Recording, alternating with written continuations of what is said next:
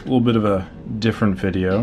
I'm trying to experiment with different ideas and things to shoot, so this is going to be detailed overview. I did a little photo drive with my newest edition, the Canon FTB, and a 50-1.8 breech mount lens. It's a great camera. There's not much else to say about it. I was experiencing some issues with it to begin with.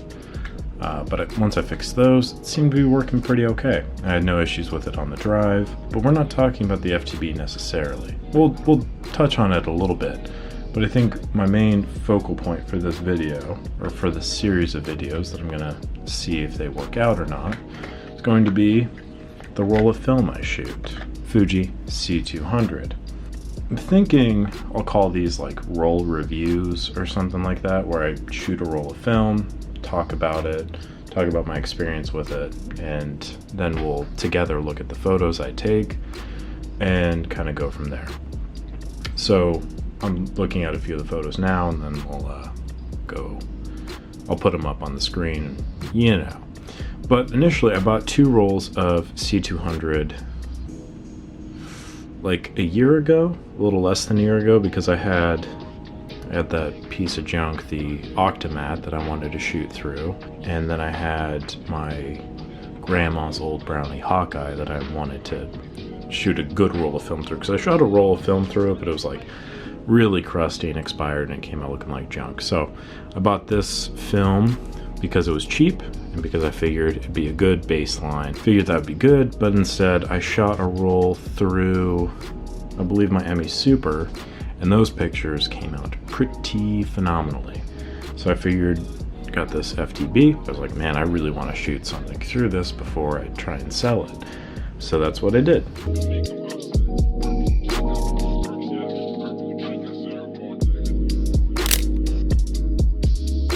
And this one was from a junkyard out in West Phoenix somewhere. And I took this from my car window because there were some cameras and there were some dogs, some like junkyard dogs that were staring at me. So I didn't want to like run out and, you know, take too much time on this. But as you can see, there was a little bit of a weirdness going on in the center of the frame. And I don't think I had the window all the way rolled down. You can see at the top of the frame, that's like the arch of the car door. And this was like the first shot of the roll.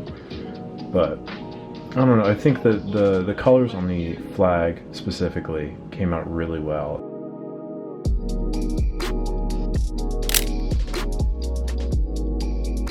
This one, and this one is just a car in a parking lot, really. And this is one I wanted to point out because while I do really enjoy this roll, I was shooting everything on exposure, and I think that this needs to be overexposed because, as you can see, there's like a lot of muddiness in like the shadows, and it was a really bright day, and this is only an f/16 lens, so I was having a really hard time getting on exposure for this. So the top of the building is like a, you know, light brown stucco, and you can see that like looks totally fine. And in my mind I was like, that's gonna be very overexposed. But even in the sky, like, you don't lose too much of the color detail.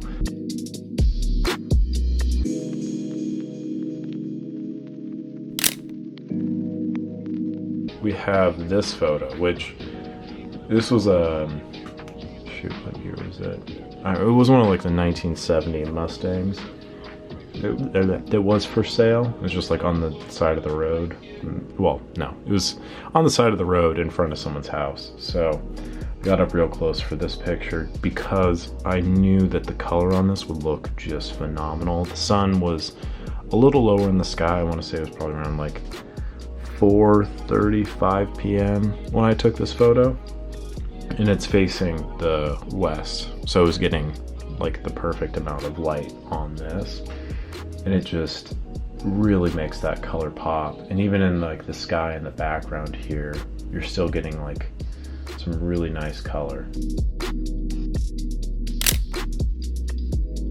This photo of the crane. Like I took this and I was like, oh, I think I got a bird in that shot.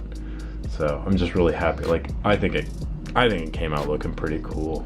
And you can see that the top of it is a totally different exposure than the bottom.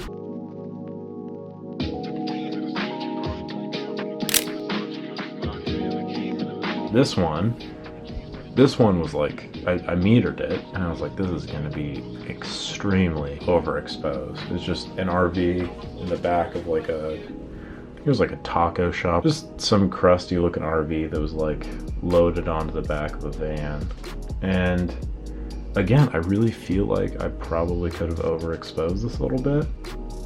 Even this part of the sky here, which looks like it could be overexposed, like there's still some detail in there. And it's just really sharp, vibrant film.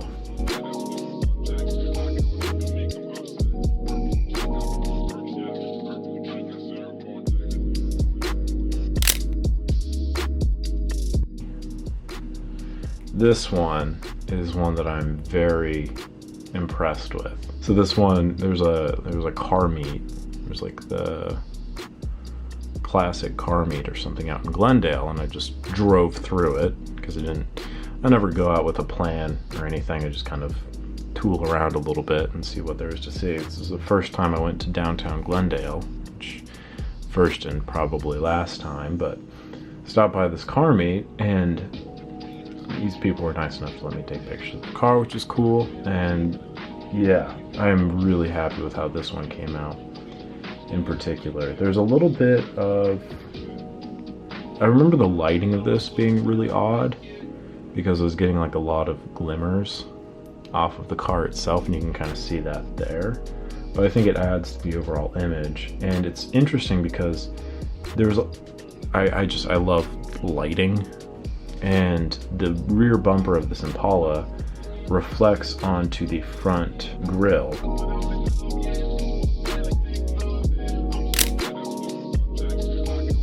This is the final picture we'll do because I think that it's one of my favorites, also one of my least favorites. And this is just the Phoenix skyline. There's some place up on a hill that I took this from.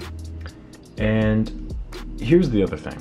I don't know how much of this is the film and how much of this is the FTB metering.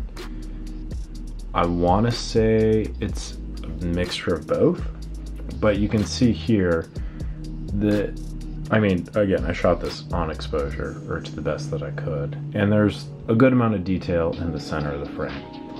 And the sky has a fair amount of detail towards the left end, and then where the sun is setting here on the right side. It's not the best, but still, that's to be expected. But the bottom of this, which granted this was a pretty high contrast image. It was so bright up there, and this is just like a hedge basically in a road. So it's understandable that it wouldn't look superb, but still, it's like super muddy. Yeah, so that was my first roll review video for the Fuji. Oh geez. For the Fuji C200. Overall, pretty impressed with it still. I have some Kodak Color Plus that I'm really looking forward to shooting, also new. So I'll probably do another video for that just to see how these compare. But as far as just like a relatively cheap color film to shoot, I mean, that looked pretty great for the most part. And as far as using the FTB, super fun. I had a few issues with it, just because it's much different from the other cameras that I normally use. I'd say it's pretty reliable, pretty versatile and such. I love this like locking mechanism, so I can take the picture or I can not. I just think that's fantastic, especially when I'm out driving around. I've got to like rolling around in my seat, or I've got it on the floor. Like, I've taken many pictures of nothing because the shutter's just gone off. So anyway, that's gonna about do it for today. Hope you enjoyed.